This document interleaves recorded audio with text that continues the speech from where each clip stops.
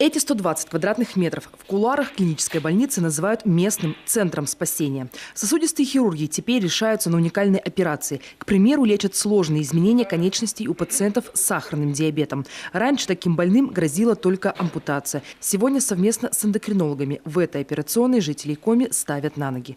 Готовы здесь творить и другие эндоваскулярные чудеса, но для этого с аппаратом нужно познакомиться поближе. Мы еще не использовали все в программе обучения, потому что у нас не было таких случаев. Конечно, там есть специальные функции, которые только для определенных манипуляций используются. Потом у нас предстоит еще одна встреча с аппликатором. Это специальный врач-инженер, который будет нам тонкости демонстрировать всего этого программного обеспечения еще. И плюс мы будем настраивать аппаратуру после определенного количества вмешательств на специально именно под наших врачей.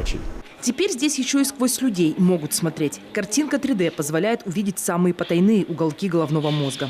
А значит, сложная процедура, аневризмография, проходит куда результативнее.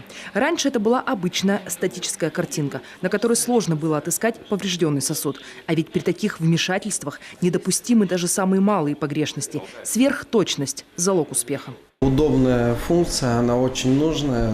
В нынешнее время без нее, мне кажется, уже никакое ангиографическое исследование не должно проводиться, потому что это уменьшает нагрузку, дозу пациента, то есть дозу на врача, ускоряет процедуру саму и дает настолько много информации, которую мы не могли раньше получить столько информации.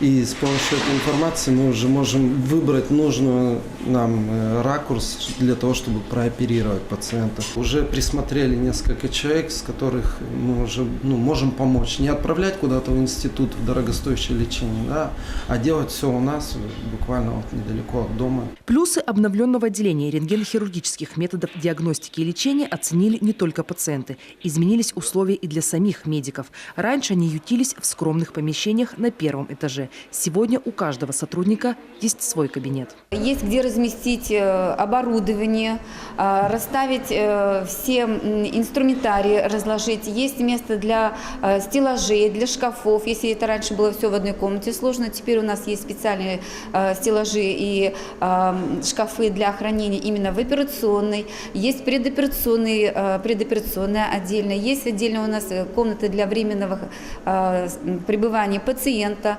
Новый ангиограф закупили в рамках развития региональных сосудистых центров. Республиканской казне он обошелся в 30 миллионов рублей.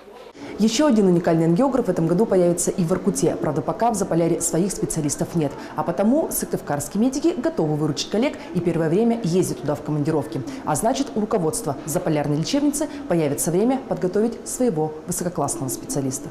Виктория Палкина, Павел Ленмин, телеканал Юрган, Сыктывкар.